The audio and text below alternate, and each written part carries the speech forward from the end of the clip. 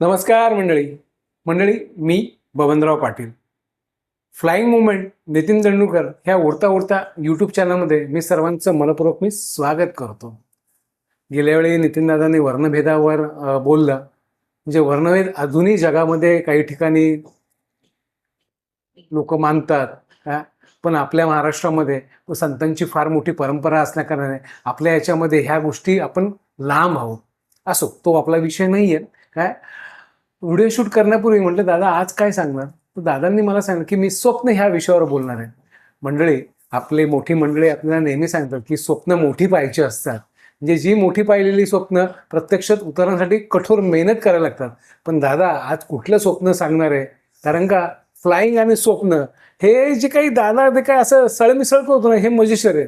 त्यामुळे जास्त नमनाला फडाफड तेल न घालता दादा दादाकडे वळतो की दादा आज काय बाबा तू स्वप्न सांगणार आहे. नमस्कार, स्वागत सर्वांचं.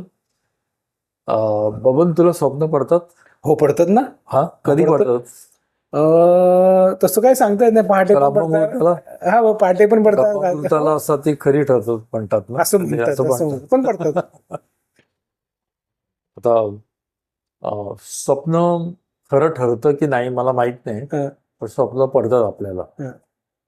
आता या स्वप्नांमुळे आमच्या विमान प्रवासामध्ये काय गोंधळ उडाला होता याची कथा आहे. अरे पण दादा काय संबंध स्वप्नाचा आणि फ्लाईटचा काय संबंध आहे? गमतीशीर कथा आहे. म्हणजे मला स्वतःला जुळून आणता येत नाही अशा गोष्टी घडतात. बरं, ठीक आहे, हरकत नाही. तर आता ही गोष्ट तशी आहे. तर माझी सिडनी पहिली फ्लाईट होती. मी त्यावेळेस ज्युनियर मोस्ट होतो. म्हणजे तुमच्या 86 जर तू साल, म्हणजे नोकरीतली पहिली फ्लाईट? नोकरीतली पहिली फ्लाईट होती माझी, सिडनीची. साधारणतः 86-87 असं जर. आणि त्यामुळे मला सिडनीतलं काही माहित नव्हतं. म्हणजे जवळजवळ 35 वर्षापूर्वीची गोष्ट तुम्ही सांगता. 35 वर्ष. बरोबर, 87 ची. बरोबर, म्हणजे 35-36 वर्ष. हा, कदाचित त्या बरोबर. त्याच्याहून जास्ती. तर ज्युनियर मोस्ट होतो आणि मी एकटाच होतो. म्हणजे माझ्या ओळखीचं कोण नव्हतं. माझ्याबरोबर हेमंत नावाचा एक सिनियर पर्सन होता. त्यांनी बघितलं मी एकटाच आहे आणि तो महाराष्ट्रीयन होता. तिथे एकेकांचे ग्रुप पडले होते, नाही म्हटलं तरी थोडेफार असे पडतात असं नाही, पण त्या फ्लाईटला होते पडलेले, सर्व सिनियर होते. हा म्हणाला चला आपण ह्याच्या जरा त्याला दाखवूया सिडनी. मला म्हणाला की उद्या सकाळी मी 10 वाजता तुझ्या रूमवर येतो, मग आपण नॉर्थ सिडनी बघायला जाऊया. अच्छा. मला पण बरं वाटलं, कोणतरी बरोबर आहे म्हटल्यानंतर. 10 वाजता तयारी करत असताना तो आला आणि तो बराच उदास असा बसून राहिला होता. म्हटलं हेमंत, का एकदम उदास दिसतोस? वयात फरक असला तरी वातावरण आमचं चांगलं हे होतं, म्हणजे रॅपो चांगला होता आमचा. तर तो उदास होता. तो म्हणाला मला भयंकर स्वप्न पडलं. अच्छा. मी हसलो. म्हणलं अरे वा, तुला स्वप्न वगैरे पडतात, अजून मजा आहे म्हटलं तुझी. तो मला हसू नको, एकदम भयंकर स्वप्न पडलं. म्हटलं अरे पण स्वप्न खरी कुठे ठरतात? मला काही वर्षापूर्वी मला लॉटरी लागली आणि मी करोडपती झालो असं स्वप्न पडलं होतं. कुठे खरं ठरलं? तर म्हटलं स्वप्न वगैरे काय खरी ठरत नसतात, तसलं काय डोक्यात घेऊ नको. तो नाही रे, मला भयंकर स्वप्न पडलं, आपलं विमान चक्क क्रॅश झालं. अरे बापरे. म्हटलं ठीक आहे चल. आणि असं म्हणून आम्ही नॉर्थ सिडनी बघायला गेलो. बरोबर. त्यानंतर त्याच रात्री, आता तू म्हणतो त्याप्रमाणे ब्रह्ममुहूर्ताला, सिडनीच्या ब्रह्ममुहूर्ताला, म्हणजे साधारणतः 3:30 ते 5 पर्यंत ब्रह्म, या सुमारास मला स्वप्न पडलं. अरे बापा. की मी एका विमानात एकटाच आहे आणि त्या विमानाला सारखे धक्के बसतात जोरजोरात. खाली महासागर आहे आणि ते विमान असं कुठेतरी खाली चाललंय. आणि थोडा वेळाने ते समोर वाळू होती, त्या वाळूमध्ये जाऊन कोसळलं आणि मी धाडकन जागा झालो. मला घाम फुटला. म्हटलं कदाचित मी असा विचार केला, म्हटलं काल मी त्याचं स्वप्न ऐकलं असण्यामुळे त्याचा परिणाम झाला असेल आणि त्याचा निचरा होतो ना आपल्या स्वप्नामध्ये, भावनांचा, दबून राहिलेल्या भावनांचा निचरा होतो, म्हणून आपल्याला ती स्वप्न पडतं. तर म्हटलं तसं असेल कदाचित. दुसऱ्या दिवशी तो 10 वाजता आला, पण मी काय त्याला ते स्वप्न वगैरे काय सांगितलं नाही. आम्ही साऊथ सिडनी बघायला निघून गेलो. ओके. आणि तिसरा दिवस आमचा शेवटचा होता आणि चौथ्या दिवशी आम्ही सिडनीहून पहाटे 4ला कॉल होता, सिडनीहून दिल्लीला येणार होतो. म्हणून तिसऱ्या दिवशी आमच्या हॉटेलच्या समोरच सिडनीचं प्रसिद्ध ऑपेरा जे आहे ना, कधी तू सिडनीचं चित्र बघ, ते ऑपेरा येईल, त्याच्या समोरच होतं, आमच्या हॉटेलच्या समोर होतं. तर म्हणून ते शेवटच्या दिवशी ठेवलं होतं आम्ही. तो 10 वाजता आला आणि एकदम निर्णायकपणे म्हणाला, नितीन मी तुला खरं सांगतोय आता. म्हटलं काय? तर तो म्हणाला, काल मला परत ते स्वप्न पडलं की आपला सिडनीहून दिल्लीला जाताना विमान कोसळलं.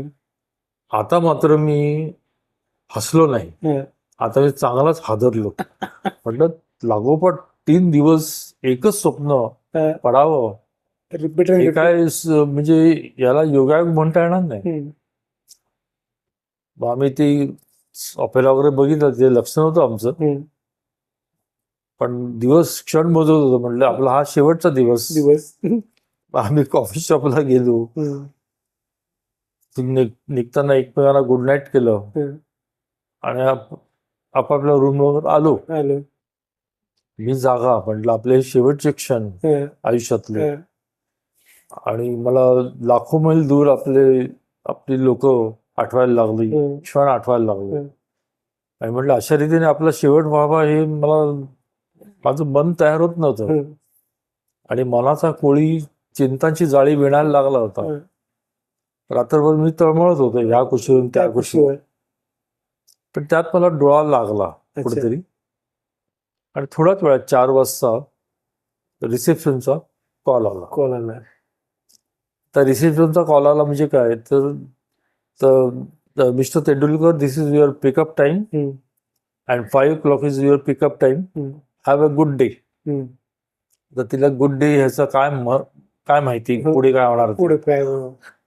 त्यावेळेस मी रिंग वाजला, टुणकन उडालो आणि तिथे बेडवर बसूनच राहिलो. आणि त्या रिंगकडे मी फक्त बघत राहिलो.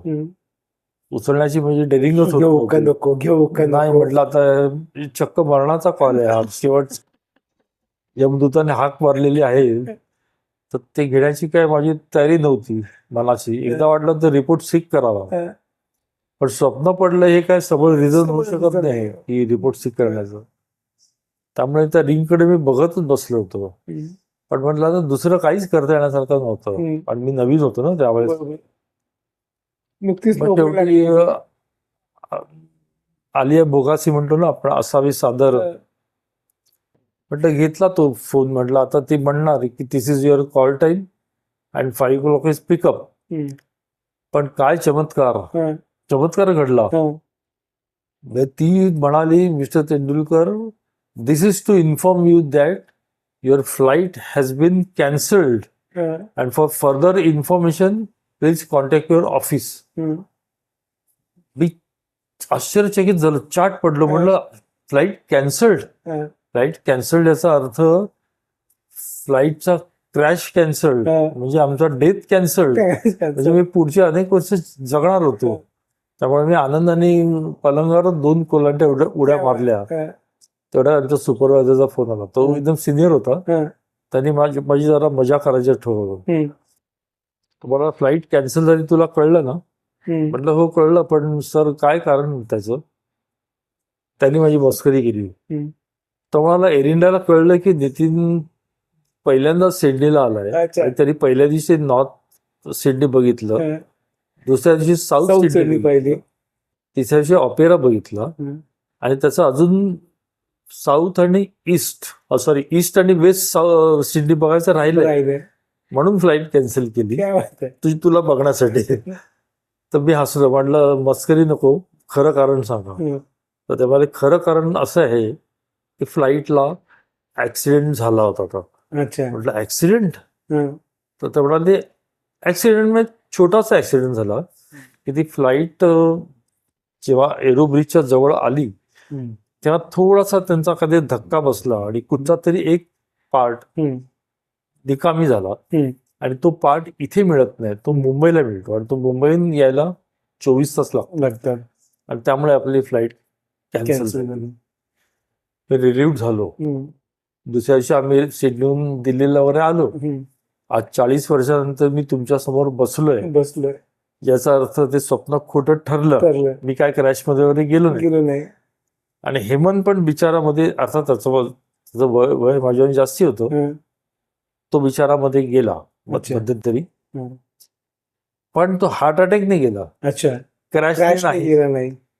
तर अशी ही स्वप्नकथा हं. आणि या स्वप्नकथेने घातलेला हा गोंधळ गोंधळ. या फ्लाईटवरचा. हं. तर तुम्हाला हे अशा कथा आवडत असतीलच. हं. तर अशा अनेक कथा आहेत आपल्याकडे. हं. तर आपण परत भेटूया, पुन्हा भेटूया पुढच्या भेटीमध्ये. तोपर्यंत बॉर्न व्हॉयेज. क्या बात आहे. मंडळी, मी आत्तापर्यंत जे एक वाक्य बोललो ना ते मी आज मी बोलणार आहे की आमचे जर तुम्हाला यूट्यूब चॅनल खरंच जर आवडत असतील तर तुम्ही आमचा फ्लाइंग मुवमेंट नितीन तेंडुलकर हा जो यूट्यूब चॅनल आहे हा नक्की सबस्क्राईब करा. आणि महत्त्वाची गोष्ट म्हणजे तुम्ही तुमच्या मित्रांना मैत्रिणींना हा शेअर करा. कारण की ह्या ज्या गोष्टी आहेत ना ह्या अनुभवलेल्या गोष्टी आहेत. त्यामुळे कधी कधी असं म्हणतात की लहानांना ज्या गोष्टी कळत नाहीत त्या मोठ्यांना कळतात, कारण का त्या एकेकाळी त्यांनी आजमावलेल्या असतात. त्यामुळे आयता अनुभव तुम्हाला घ्यायचा असेल तर आमचा यूट्यूब चॅनल नक्की शेअर करा आणि सबस्क्राईब करा. तुर्तास आज इथेच थांबतो. धन्यवाद. धन्यवाद.